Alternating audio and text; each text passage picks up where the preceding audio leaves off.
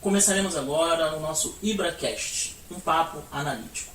O convidado de hoje é o psicanalista e filósofo Márcio Garry. Márcio, fale um pouco pra gente sobre o seu percurso, né, profissional e também dentro da própria psicanálise. Então, não sei se eu digo boa tarde, bom dia, boa noite, enfim, olá a todos que estão assistindo. Era essa a minha dúvida também, né? Pois Por onde é. que eu começava? Se era boa tarde, eu falei olá. Olá fica melhor. Olá fica melhor. Então, olá a todos que estão nos ouvindo aí.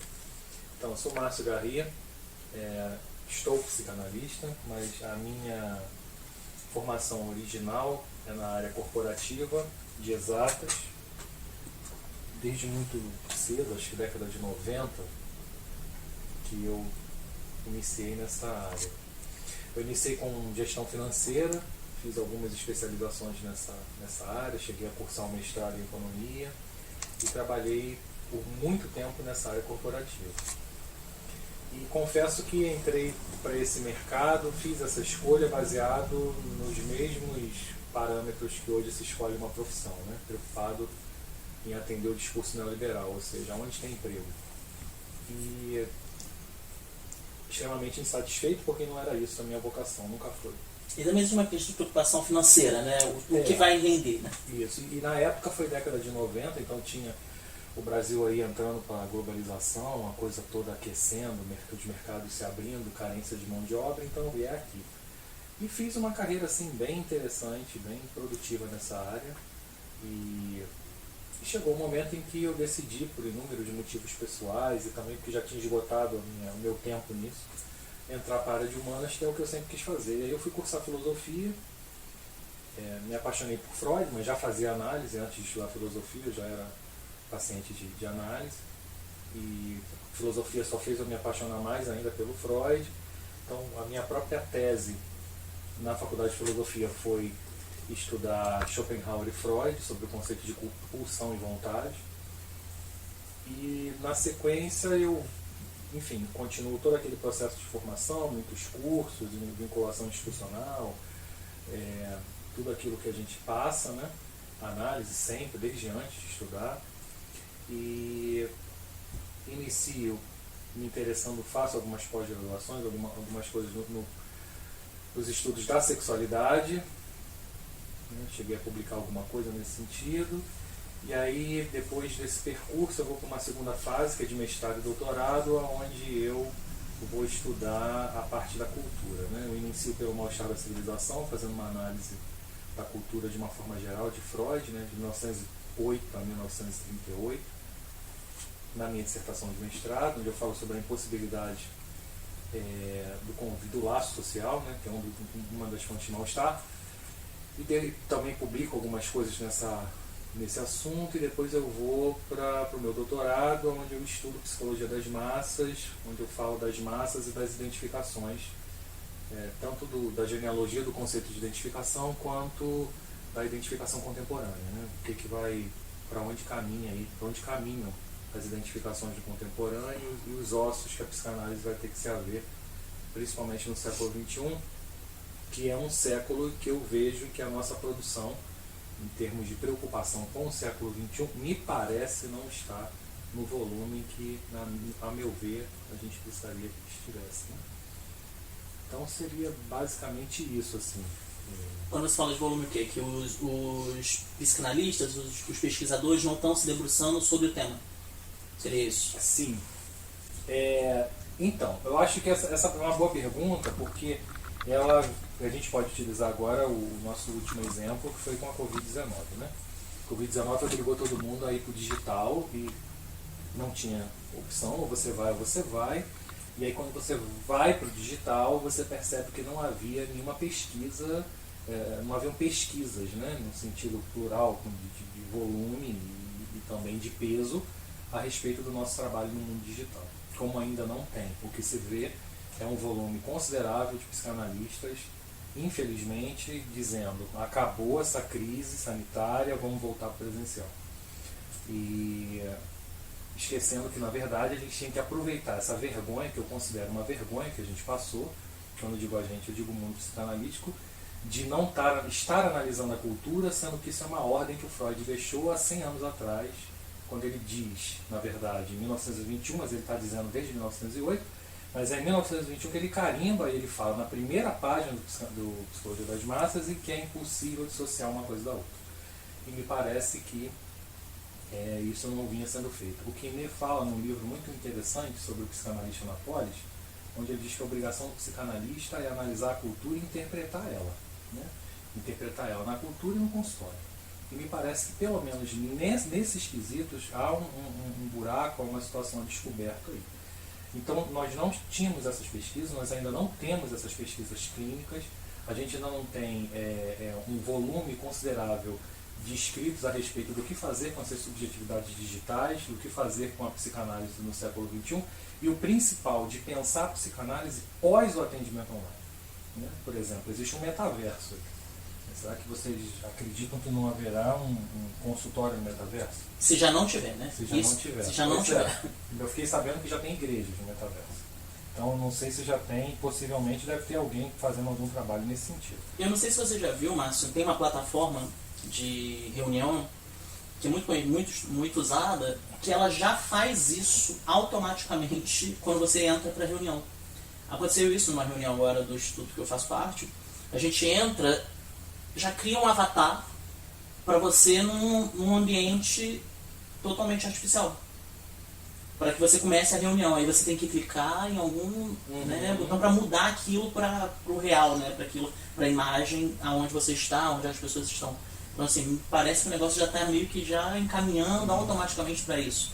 E você também, no início da pandemia, publicou vários artigos sobre isso, né? Sobre a clínica dentro desse momento da pandemia. Sim, você teve muito estudo sobre isso. Tem um artigo meu falando sobre esses entraves, né? Sobre o manejo da psicanálise online. Agora eu esqueci o nome do artigo, porque é tanta coisa que a gente se envolve, é tanto projeto, mas se vocês colocarem lá no Google Márcio Garri, psicanálise online, atendimento online, vai sair o que eu tenho publicado lá. Que a minha intenção naquele artigo, e agora eu não estou com tempo de voltar a essa pesquisa, mas eu pretendo no futuro voltar, foi tentar dizer que havia possibilidade, e há a possibilidade de você ajustar a teoria antiga de Freud e Lacan, por exemplo, mas eu citei o Winnicott também, citei outros, de você ajustar o atendimento psicanalítico a um atendimento virtualizado. E eu usei pessoas clássicas, eu vou chamar assim, como Freud, Lacan e Winnicott, e usei também contemporâneos, como Luiz Cláudio Figueiredo, João Pondar, que são psicanalistas que eu admiro muito. E o objetivo ali, naquele breve artigo, foi dizer que há uma possibilidade sim de você fazer uma articulação com a teoria e mostrar que a teoria não é algo engessado. E que esse engessamento teórico, essa fetichização teórica, essa idealização errada que se tem na psicanálise, faz com que a psicanálise se torne uma coisa muito desnecessária no futuro. Né? Atendimento online, e aí? Cadê a psicanálise? Você tem congressos que foram realizados, que estão na internet, provando que a psicanálise não pode se colocar junto à tecnologia. Que sem o corpo presente do analista não tem atendimento. Tem isso, tá no Google. E esse pessoal todo foi atender online, né? Porque teve uma pandemia, ninguém imaginou que eles iam ter que colocar essa posição à prova. Teve que pegar todo esse discurso, botar no bolso. Fingir que não estavam lá, ou foram atender dizendo que agora acabou, vamos voltar, porque nada disso serviu. Então, isso é um exemplo de resistência do analista. Resistência do analista frente a enxergar a psicanálise como algo que deve ser continuamente estendido. E aí eu gosto muito, assim, pelo menos assim que eu vejo, não só eu, claro, o século XX foi o século da gente discutir o que esses grandes cérebros propuseram em termos de teoria psicanalítica. Então, foi o século onde você vai discutir o Freud, onde você vai discutir o Lacan, onde você vai discutir o Winnicott, você vai discutir uma galera. O século XXI é o século de você pegar isso discutido e continuar estendendo. Dói no coração você ver as pessoas insistindo em textos de 100, 80, 70 anos atrás e com uma posição extremamente radical, extremamente fechada, não querendo discutir ou colocar a psicanálise dentro de determinados locais, porque não encontram nesses textos parágrafos diretos dizendo tem que fazer isso. É óbvio que não vão encontrar nesses textos, porque esses caras morreram muito antes, mas eu tenho certeza que se o Freud tivesse vivo, ele já teria escrito uma meia dúzia de livros sobre o inconsciente e a internet. Né? Não tem a menor dúvida. O Lacan, então, meia dúzia não. O Lacan teria feito 500. É como eles iam falar de assuntos que nem eram existentes, né, na sua Pois é, e aí você pensar a tecnologia, pensar a internet, pensar o século XXI e estender essas teorias, muitas das vezes você vai ter que mexer com certas balizas. Né? E pensadores como o André Green, que eu considero extremamente necessários para o século XXI, são pensadores que estenderam a teoria e deixaram bem claro: ou vocês pensam a psicanálise de uma forma plural, põe todo mundo para conversar numa mesa, ou vai ficar difícil a gente pensar a psicanálise dentro de uma utilidade realmente bacana, evidente para esse século. Né? E o que a gente vê ainda é um fundamentalismo identitário dentro da psicanálise, né? Se eu posso chamar dessa forma. Porque assim, os meus primeiros contatos com você, né, como professor de psicanálise, eu me lembro que eu olhava você como lacaniano, né? Márcio é lacaniano. E hoje me parece que existe uma questão do pluralismo mais forte no seu discurso, nos seus estudos, no seu debruçar. O que fez essa mudança? Ou isso é uma impressão só? Na verdade, assim, mais ou menos, não chega a ser uma impressão não. Quando você começa a estudar psicanálise, lá atrás, você é colocado dentro de uma caixinha. Né? Todo mundo que inicia na psicanálise passa por isso. Então você começa estudando Freud e você é apresentado dentro do meio em que você circula a um pensador exclusivo e você fica ali estudando aquele cara 10 anos. E acaba se identificando com aquele cara, goela abaixo muitas das vezes, e você vai se colocar como representante do pensamento daquela figura. O Rio de Janeiro, em grande proporção, eu sou do Rio, Lacan é um sujeito que impera aqui no Rio de Janeiro em volume de estudo. Né? Mas, claro, a gente tem o Winnicott, a gente tem Ferenczi, a gente tem escola de relações de objeto, né? Escola inglesa, enfim.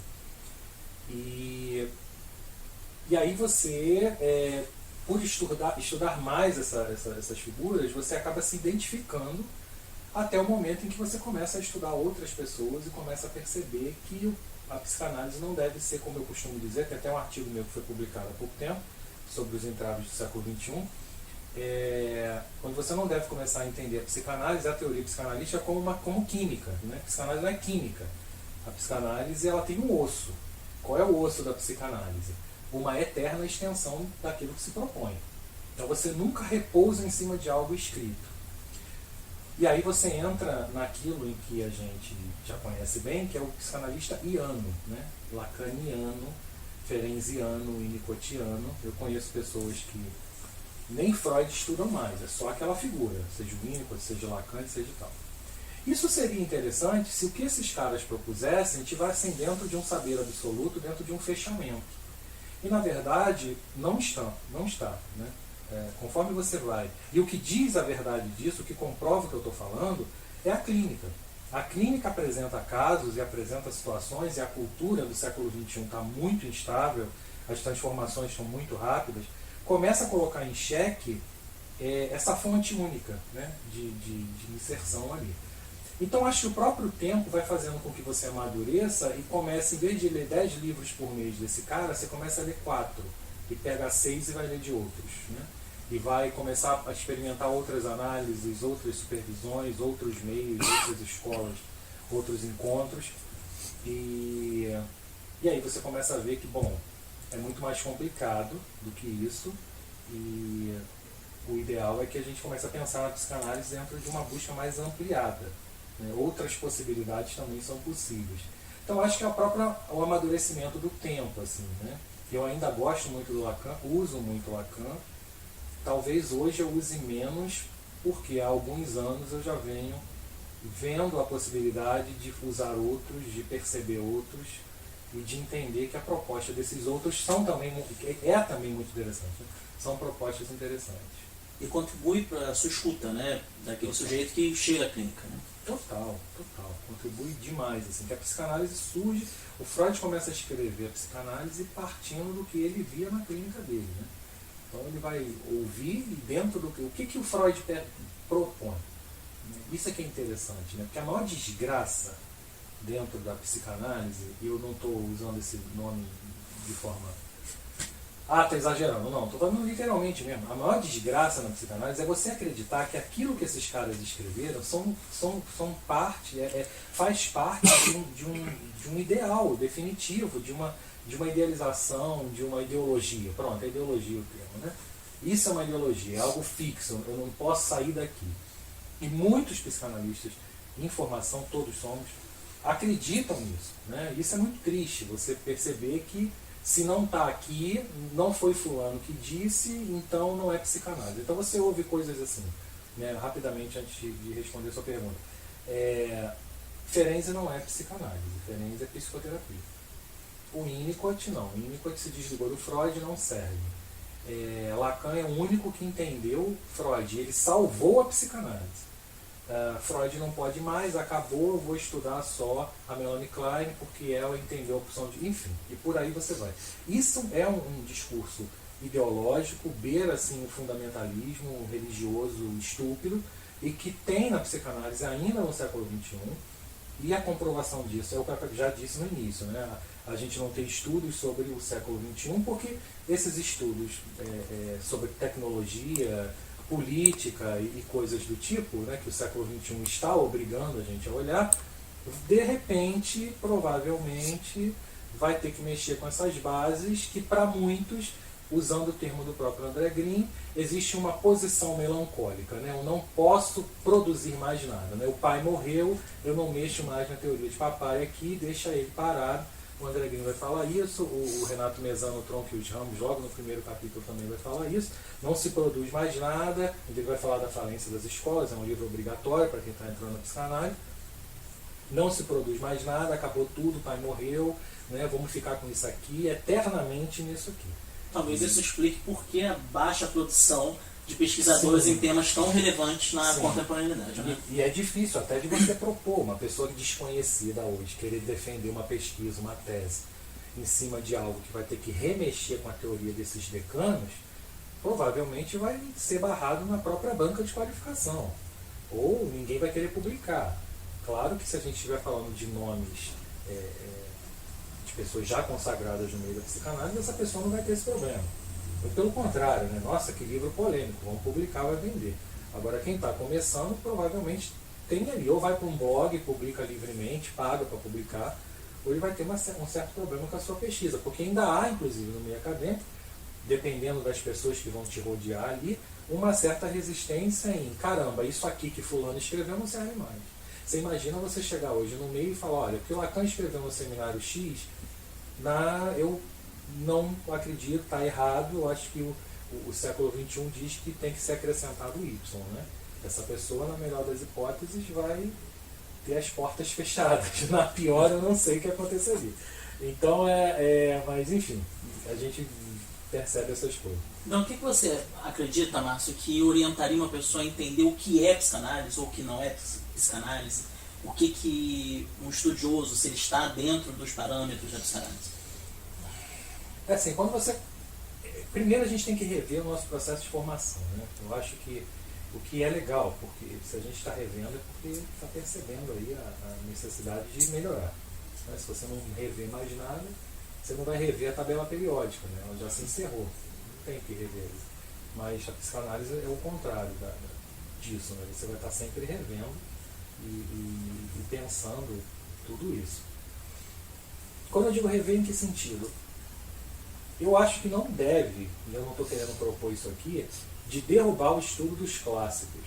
Até porque sem os clássicos você não vai a lugar nenhum, né? Você tem que entrar em contato com os clássicos. Mas eu acho, né, e eu defendo fortemente, que as nossas formações, e quando eu digo formação, ela é contínua, óbvio, né, então, desde sempre, devem ser divididas em 50-50, ou seja, 50% de leitura de clássico e 50% de estudos do contemporâneo. E clássico você está se referindo aos textos freudianos? Freud, Lacan. Lacan é obrigatório, mesmo que você não goste, porque o Lacan é hermético, o Lacan é chato de ler, e é chato de ler. Não adianta dizer que tem gente que fica que Lacan é uma maravilha, que Lacan é uma delícia. Não, Lacan é chato. Lacan é horrível para ler. Eu costumo dizer que os textos de Lacan é aquele poema que você lê e fala assim, Que poema lindo, não entendi nada, mas é lindo. É isso aí. Então é chato, é hermético, tem coisa que ele fala e não fala nada. Mas a teoria dele, né, se você for pegar assim, no geral do que ele está querendo dizer em cada tópico, é maravilhoso. O cara é um gênio. Né? Mas é a idolatria que eu te falei, né? Aquela coisa de idolatrar o pai. Né? Vamos idolatrar papai porque ele é imexível e tal, né? Infelizmente. Então, tem que ler Freud, tem que ler Lacan, tem que ler Melanie Klein. Por que só estuda Freud e Lacan? Por que não estuda Melanie Klein? Por que não estuda Ferenczi? Por que não estuda o Green? Por que não estuda... Tem que estudar todo mundo, mas esses clássicos, né? O Green nem é clássico, o Green é um analista contemporâneo, ele morreu agora, com 10 anos. E outros como Christopher Bolas, enfim, que são bem atuais, René Roussillon. E no Brasil a gente tem Joel Birman, tem Renato Mezan, são pessoas que produzem, são muito inteligentes e vale muito a pena continuar lendo eles, e tem que ler bastante. Então é ler esses clássicos, né, esses textos clássicos, mas reduzir em 50% esse volume, para esses outros 50% serem alocados em assuntos do século XXI. Como é que eu vou colocar a psicanálise sendo uma proposta terapêutica interessante para o século XXI, frente aos desafios que se colocam? Aí a gente tem a questão da tecnologia como central. Nós vivemos o século, só começou o século, né? Ainda tem 80 anos de coisa para acontecer. A gente tem a quinta onda da Revolução Industrial, inteligência artificial, era da informação, tecnologia, e para muitos estudiosos a própria destruição de grande parte do que a gente pensa desse mundo atual. Assim, né? Foi aí um Nick Sand da vida, um Luca Fossati, vocês vão... O próprio Harari, que é mais conhecido de todos eles, né? Tem a Shoshana também, eu só esqueci o sobrenome dela também. Enfim, tem uma galera aí muito interessante que tem uma proposta, uma visão do que vai ser esse século, que não vai ser nada bom, vai ser bem ruim. Então, pensar a psicanálise dentro desse cenário que é 110% diferente do que foi o século XX. Porque o que a gente está vivendo agora não é uma transformação, não é uma lapidação do século XX, é uma outra realidade. Então, colocar o aluno desde o início, né, já com as suas análises, tudo bonitinho, vamos ler o livro dos sonhos, mas vamos ler a identificação com a inteligência artificial? Vamos ler a informação na era digital? Vamos ler os artigos da técnica, mas vamos ler como é que se atende no online? Então você está lendo lá recomendações aos médicos da década de 10, mas você está lendo algum trabalho super legal que acabou de ser publicado sobre atendimento a paciente no online, que é totalmente diferente daquilo que o Freud escreveu no Recomendações aos Médicos. Essa formação, que é uma formação que deveria acontecer, e sem, na minha opinião, e sempre plural. O que acontece hoje? Você entra num curso, muitos começam por uma formação fechada de 2, 3, 4 anos, outros não, fazem seminários, né, a varejo aí, e não tem um modelo certo, não precisa se preocupar qual é o melhor, qual é o correto, não tem. Correto é fazer análise, né? Se você vai ficar com seminários avulsos, ou se você vai fazer um curso fechado de 3, 4 anos, é do teu desejo. O importante é que você faça. E aí você vai estudar o século XX, textos de 50 anos para trás, e aquela teoria fechada. E aí você fica anos. De vez em quando você vê alguma coisa no YouTube que foge daquilo, e muitas das vezes você vai frequentar ambientes que só estudam o Lacan, ou só estudam o Ferenczi, ou só estudam... E aí você se identifica como analista iano, né? E aí a roda gira. E o que isso vai acontecer daqui a 30, 40 anos, né? Essa posição. Onde é que a gente vai estar? Qual é o nosso nível de importância frente aos desafios que esse caminho iano, esse caminho século XX, já está mais do que claro que não atende. Então, esse engessamento, né? Justamente. Então essa é uma bandeira que eu levanto hoje, assim, que me fez, né, encerrar as minhas pesquisas lá atrás com a sexualidade, que foi muito bom, foi muito interessante, sobre a questão trans, sobre tudo aquilo, que é bem interessante, e ir para o século XXI, porque me parece que é algo obrigatório, né, para a própria continuidade. Tem publicação sobre isso, tem gente se incomodando sobre isso, tem coisa boa sendo escrita, mas pelo que eu estou sentindo, não no volume, na intensidade que eu acredito que mereceria. Né? Mas pelo que você tem estudado, tem publicado, Márcio, além desse engessamento, que é algo que é preocupante, né, porque você tem um engessamento teórico e você tem um engessamento clínico. Então você vê esse sujeito de uma forma engessada e sua escuta fica completamente prejudicada. Isso, Né? Você tinha falado da escuta. Perfeito. Agora, por exemplo, a internet, né? Como que você acredita que hoje, século XXI, essa internet ela interfere nessa clínica, interfere nesse sujeito? Então, sobre a questão da escuta, né? Vou só dando uma volta rapidinho, que você me perguntou lá atrás. A escuta, quando você fetichiza a teoria, quando você põe ela em primeiro lugar, você tem um problema aí. Porque você vai inverter a lógica inicial da psicanálise. Qual foi a lógica inicial? O Freud observava na clínica e ia propor uma mitologia para dar conta daquilo. As teorias psicanalíticas não são teorias de laboratoriais. Né? Eu vi algo aqui, eu vi uma célula, eu vi uma bactéria, eu vi sei lá o quê, e a partir desse concreto eu estou dizendo que se resolve assim com esse remédio. Não. O Freud a gente sabe, o caminho epistêmico do Freud não é um caminho epistêmico do Karl Popper ou de outras linhas de defesa científica e tal.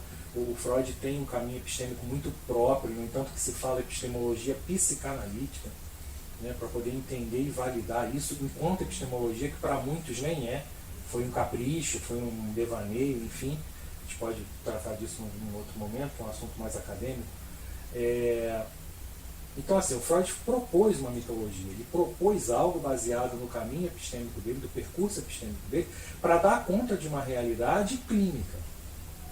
Muitos psicanalistas, né, isso se reflete nas análises dos analistas, que não são, aparenta não ser tão boas quanto a gente imagina, e eu gosto muito de um psicanalista aqui chamado Leandro dos Santos, onde ele fala isso, né, sobre a necessidade de bons analistas, de analistas com as suas análises, analistas que idealizam a prática e comprovam que tem problemas nos seus percursos. Então recomendo tanto a tese de doutorado dele, quanto as palestras dele, ele é muito bom, acho que ele é de São Paulo, se não me engano.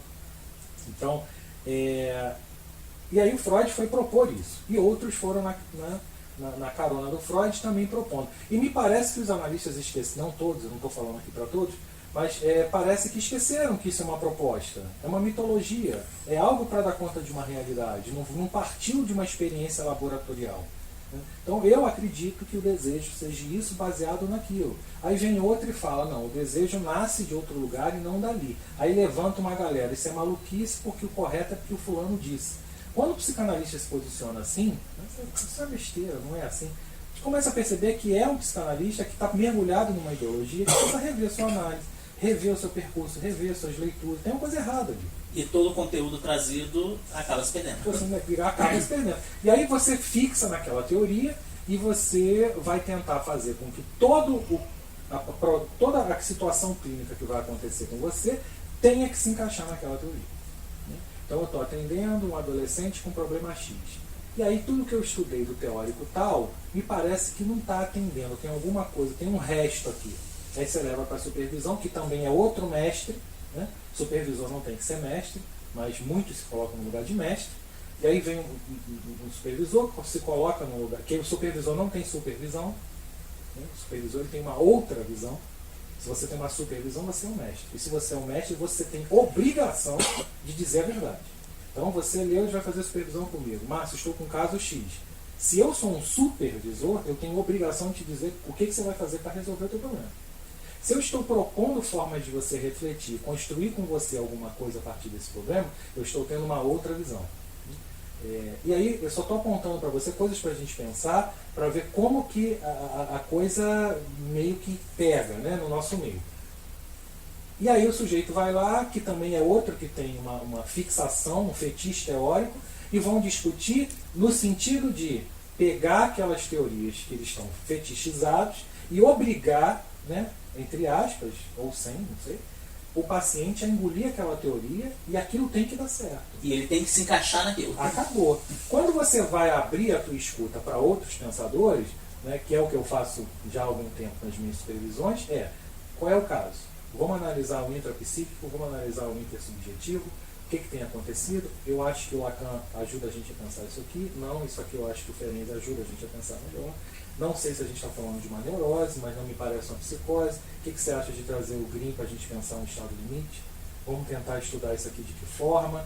Isso é você colocar as teorias contrárias para conversar, os pensadores contrários para conversar, e chegar em algum lugar que seja possível para uma aplicação. Ou seja, como já diz o Luiz Cláudio Figueiredo, a Angela Coutinho, psicanalistas de grande percurso aí, eles vão dizer, a teoria ela tem que ser uma reserva de uso. É isso. A teoria da psicanálise é reserva de uso. O meu compromisso não é com Lacan, com Freud ou com Winnicott. O meu compromisso é com a clínica psicanalítica. O seu compromisso é com o teórico a partir do momento em que você é fixamente um acadêmico. Né? Eu sou um acadêmico, escritor e pesquisador, especialista em Melanie Klein. Pronto. O seu compromisso é com ela. E se você escrever algo errado, você vai estar se comprometendo, botando o teu nome aí na lama, né? E, caramba, o cara escreve um livro da mulher com tudo errado. Mas não é o caso de um psicanalista clínico. O compromisso do psicanalista tem que ser com a clínica e não em ficar 30 anos dentro de um determinado lugar, decorando e introjetando todas aquelas teorias ao máximo, né? Quando eu fui fazer, muito rapidamente aqui, só para um parêntese, quando eu fiz filosofia, era muito interessante assim, o que é um filósofo? Né? Um filósofo, de fato, ele tem compromisso com o pensamento, com o saber. Um filósofo ele não tem que ter compromisso com um outro filósofo. Né? Então ele não é um filósofo, ele é um estudioso de, por exemplo, Kant. Né? Eu gostava mais, enquanto fazia faculdade, do Schopenhauer, me apaixonei pelo Schopenhauer. Então se eu quero ali, eu não quero ser um filósofo, eu quero ser um pesquisador de Schopenhauer. Então eu vou defender o pensamento de Schopenhauer com a minha vida nos próximos 30, 40 anos, e vou ler tudo 30 vezes, e saber de tudo e citar até a página. Ok, eu sou um pesquisador de filosofia. A partir do momento em que eu saio da faculdade de filosofia e falo, eu quero ser um filósofo, eu quero escrever os meus pensamentos, eu não tenho mais compromisso com esse pessoal. Zerou. Esse pessoal foi uma vela, foi um lampião que disse, são esses os caminhos, você quer usar meu pensamento para ir, vai. Então a gente, indo para a psicanálise, é a mesma coisa. E o que a gente vê é uma briga de ego, né? Não está errado porque não foi isso que fulano disse. Então a sua clínica está errada, então isso não é psicanálise, então o caminho está errado, e aí você fica preso e automaticamente, voltando para a sua pergunta, a sua escuta fica completamente limitada àquele ponto. Né? Aí você tinha me perguntado uma outra coisa. O que pode orientar uma pessoa a entender o que é psicanálise? Sim, você tinha me perguntado também na internet, agora isso. Sobre o que é psicanálise. Então, na minha opinião, como eu disse, a formação tem que ser revista. Você tem que pensar, estudar os clássicos, reduz para 50%, e 50% estudar o século XXI. Eu até dei o exemplo, você vai estudar Recomendações aos Médicos, do Freud, e você vai pegar um texto, uma obra publicada, vinhetas do século XXI falando do atendimento online. Você tem duas coisas ali, o século XX e o XXI, e o Freud tem que ser dois. E de teóricos também que não sejam psicanalistas propriamente dito. Sim, a psicanálise obrigatoriamente tem que conversar, principalmente no século XXI, com outros pensadores. Né? Como é que você vai estudar o contemporâneo e não vai ler um Humberto Eco? Né? Você não vai ler um Harari, que eu citei aqui, um Byung-Chul Han? É obrigatório aquelas ideias. Né? Como é que você não vai ler um Foucault? Foucault é século XX, mas também está alguns pensamentos dele, né? Muito do pensamento dele também atual. Enfim, você precisa ler. Né? Eu dei exemplos aqui. No vídeo do podcast eu tenho que passar várias referências aqui, assim, pra galera ir anotando e dando pausa, porque o Márcio Garri é uma referência bibliográfica ambulante. Como acompanhar? Como acompanhar? O podcast. A gente vai fazer um podcast Como acompanhar o Márcio Garri. Então não tem como você não fazer esses cruzamentos, você tem que fazer, não tem jeito. Então é estudar os clássicos, reduz em 50% esse volume, e aí você complementa com o século XXI com os assuntos, né? O psicanalista na polis, o psicanalista e a política, o psicanalista e a internet, o psicanalista e o digital, enfim, o fascismo e os problemas e tudo que o século, a realidade virtual vem apresentando. Para que o psicanalista seja um homem do seu tempo, né? Sim, e é o que as pessoas estão fazendo. Por exemplo, a psicologia hoje. A psicologia está tentando responder, se juntou à medicina de uma certa forma. Né? Você tem neuropsicologia, psicologia comportamental, onde você tem um estudo, né, biológico, vou chamar assim, mais forte do que era no século XX. Então, muitos psicólogos hoje, uma vez eu assisti uma palestra de uma pessoa que estava ali falando sobre depressão, e eu jurava que era um médico. Quando acabou, a pessoa, muito obrigado, fulana de tal, psicóloga. Eu falei assim, gente, né? É a forma como a psicologia, claro, a psicologia tem inúmeras vertentes, a gente sabe disso. Estou dando um exemplo específico.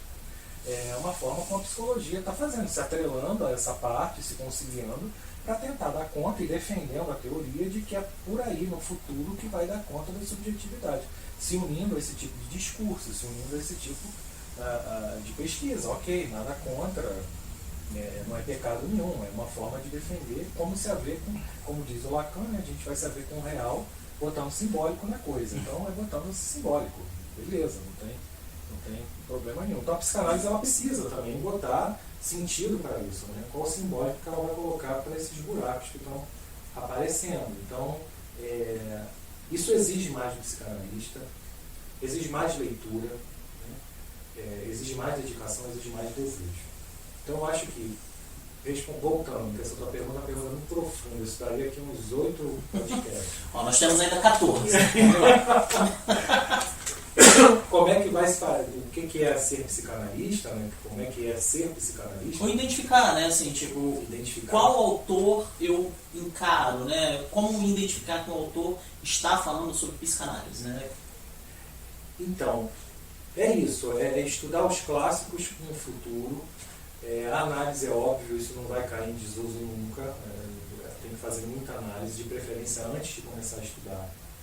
Inclusive, é uma coisa importante deixar claro: o aluno que inicia a psicanálise enquanto estudante, sem análise, pode ser uma experiência muito ruim, psicamente falando, né? Porque vai ouvir coisas que podem engatilhar outras coisas, né? E ser uma experiência bem desagradável. Então é importante que faça já até antes, se possível, de começar a estudar, ou pelo menos em conjunto. Você é analista de aluno, né? E você percebe como que isso interfere na própria associação livre do seu analisando enquanto aluno de psicanálise, quando ele começa a fazer análise só depois de começar a estudar. Sim, e angustia, né? Faz com que o aluno, porque o neurótico vai querer encontrar algo para botar, dar substância para a sua angústia, né? Dar sentido para isso, para parar de angustiar. Então, talvez ele vai estudar psicanálise para encontrar um diagnóstico para ele, achando que encontrar um diagnóstico vai melhorar a sua angústia, e na verdade aí abre outra porta, né? Abre outras portas, então geram outros problemas. Então é isso, eu não sei se eu consegui responder para você, mas entrar em contato com a psicanálise hoje, na minha opinião, é entrar em contato com esse mundo plural, investir mais nos estudos da contemporaneidade, não, claro, ninguém vai abrir mão dos clássicos e nem dos assuntos microassuntos, dos assuntos individuais, né? Mas colocar mais cultura na clínica. Eu acho que está aí uma boa questão. Colocar mais cultura na clínica. Né? Quando, por exemplo, vou escrever um artigo sobre depressão. Nada errado de você querer focar numa explicação individual, né? Numa metapsicologia individual. Nada errado. Mas vamos tentar pelo menos estudar isso junto com a cultura, né? A cultura enquanto geradora da depressão. Eu acho que o século XXI, né, a gente que está aqui vivendo ele, apesar de ser só o começo do século, a gente vai poder usar isso de uma maneira melhor. Né? Como é que a cultura está gerando isso? Eu acho que a gente sofre, né, o sintoma, ele acompanha a cultura. Daqui a 50 anos pode ser que não seja depressão, eles inventem outra coisa com outro nome, proveniente de alguma angústia vindo do mundo digital. Daí deixa de ser depressão para ser outra coisa. Não sei, depressão não é um termo que existe há 300, 400 anos. É um termo que, se a gente for pegar a cronologia, o Andrew Solomon tem isso, né? O Diabo acho que é o Diabo da Meia-Noite, o Diabo do Meio-Dia, alguma coisa assim. Um livro onde ele faz a genealogia da depressão. Você tem ele explicando isso, mas o termo, de fato, não é um termo que tem milênios, é um termo relativamente novo. Então, é isso, botar mais cultura dentro da clínica, entender mais a cultura do século XXI e dividir, né? E dividir os saberes, né? Clássico com o século XXI. Eu não sei se é uma proposta, eu enxergo a psicanálise hoje assim. Um tema que a gente, né, havia pensado em falar, que eu acho que é importante a gente falar, sobre a interseção de psicanálise e política. Sim. Que também é um tema que eu vejo que você tem também se debruçado um pouco sobre isso. Sim. Né? O que a gente pode dizer um pouco sobre isso, essa relação? Né? O que a psicanálise tem a contribuir para entendermos a política de uma forma geral? Então, se a gente for pegar, principalmente no século XX, se defendia, e algumas pessoas não defendem, infelizmente, a imagem do psicanalista é muito isentão. Né? O opaco, de fato. Né? Aquele psicanalista isento, aquele psicanalista que não pode dar... Ele não pode ser um sujeito real, ele tem que ser um abajur, literalmente. A palmeira. Isso, ele está ali no canto da parede, ele não pode falar, ele não pode se posicionar. E aí eu quero abrir um parêntese e agradecer a psicanalistas como Christian Dunker, Vera Iaconelli, Luciana Elia, que dão a cara a tapa, que colocam e falam, né? Principalmente na época de eleição, quando acontecem questões específicas, e não tem medo de dizer, é isso. Porque o que o psicanalista tem que defender? Né? Ele tem que defender tudo aquilo, ele tem que defender a psicanálise, ou seja, tudo aquilo que é contra a psicanálise, ele tem que se defender disso. Né? Vamos defender a psicanálise disso. E a palavra, né? Defender a palavra e a psicanálise, na polis, de fato. Então, todo tipo de política que vá contra o que a gente acredita enquanto psicanalista, né? E que vá contra a própria palavra, contra o laço, contra a própria cultura, isso tem que ser defendido na polis. Então, até porque é uma coisa óbvia, se você é psicanalista, você automaticamente está preocupado e defende a ideia de que a psicanálise é a favor da construção da cultura, do sujeito vivendo da melhor maneira possível. É uma proposta de você tentar se haver com o mal-estar da melhor maneira possível. E ela vai contra tudo aquilo que aliena o sujeito. Né? Qual é a nossa diferença? O Ricardo Gonenberg vai falar no livro Psicanálise Política uma coisa muito interessante. A psicanálise se diferencia, se afasta da política num ponto. Qual é o ponto? Enquanto o político manipula a identificação, o psicanalista vai ajudar o sujeito, né, a se desidentificar e não precisar de um herói para que o salve. Esse é o papel. Você vai fazer a análise, você vai desidentificar.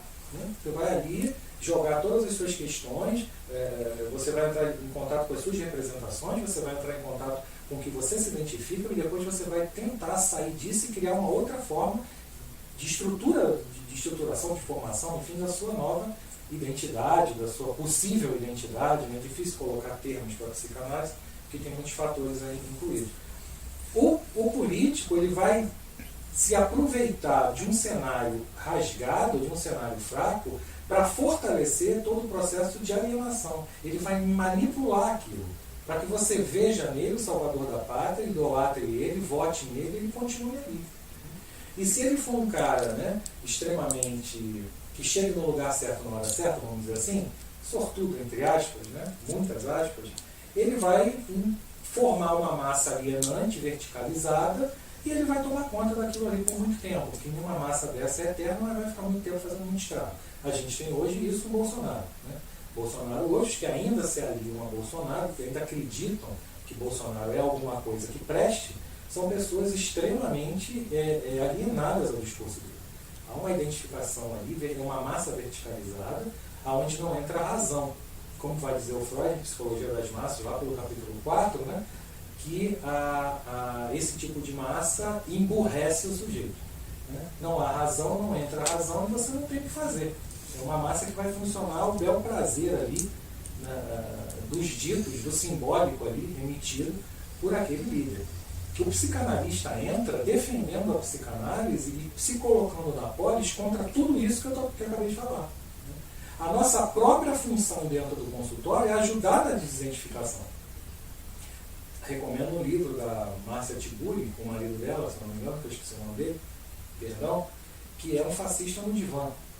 É um livro fantástico, assim, bem interessante, bem divertido até, para a gente poder ler e pensar mais sobre isso. Então, o posicionamento da psicanálise, a psicanálise e a política é colocar o sujeito, né, o psicanalista, para se posicionar contra isso que é a antipsicanálise. Você tem uma ministra que aparece dizendo: menino veste azul, menina veste veste rosa, você, enquanto psicanalista, tem que se posicionar contra. Isso não existe. Se você teve 5 minutos de leitura dos 3 ensaios do Freud de 1905, que é o mínimo, né? Você vai ver que isso não existe.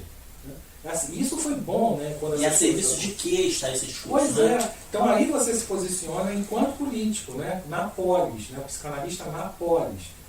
E aí você tem que estudar, claro, e aí traz os outros saberes que você me perguntou lá atrás. Você vai ter que estudar a psicanálise, a política, e você vai ter que trazer um Humberto Eco, um Byung-Chul Han, todos esses que eu coloquei, e vários outros, claro, né? O Laclau, enfim, é muita gente aqui, né? O Lacan tem uma teoria maravilhosa sobre identificação, vamos trazer para discutir, para a gente entender o que está acontecendo e como é que se posicionar, inclusive com esse sujeito quando chegar na clínica.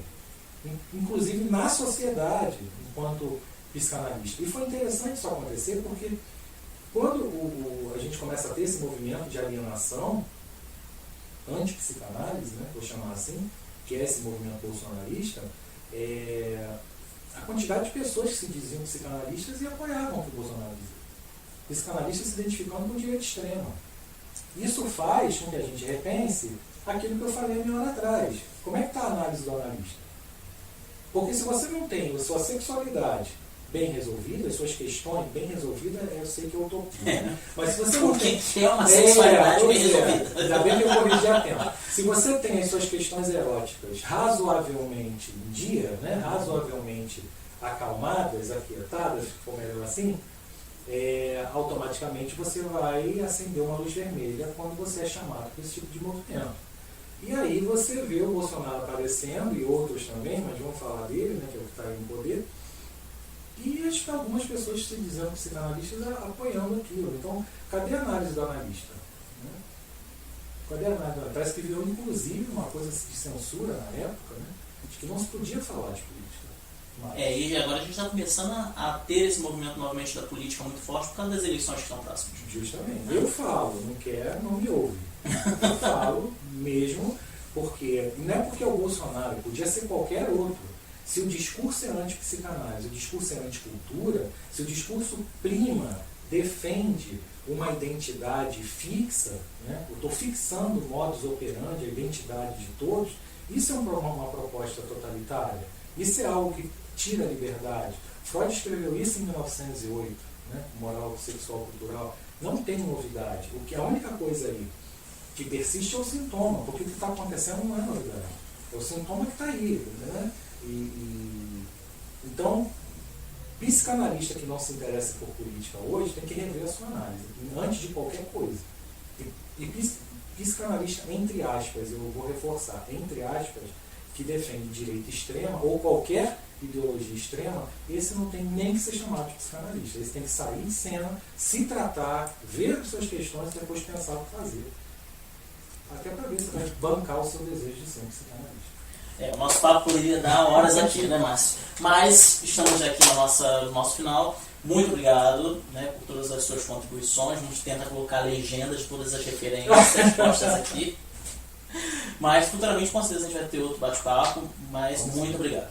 Tá? Muito obrigado, desejo sucesso para o podcast. Seus contatos, Márcio? Seus contatos. Vocês me acham fácil lá no Instagram, que é @MárcioGarrido, com T mudo no final. Ou meu e-mail, que é marciogarrido, T mudo no final, @yahoo.com.br. E o espaço psicanalítico? E tem o profissional, que eu divido com a outra minha colega, Cláudia Moraes, que é o @psicanalítico.oficial. Esse você me encontra ela também. Ok, muito obrigado, Márcio. A todos que ficaram conosco até agora, muito obrigado, um ótimo dia.